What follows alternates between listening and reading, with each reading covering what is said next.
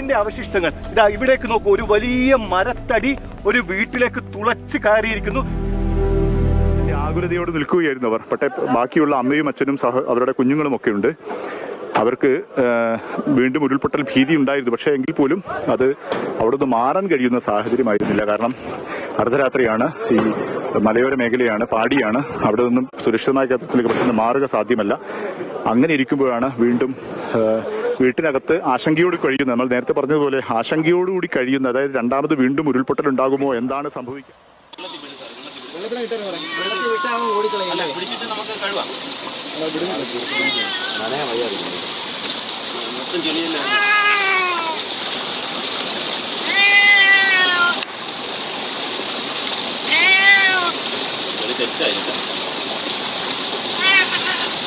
കൈ നോക്കണ കളി കിട്ടും.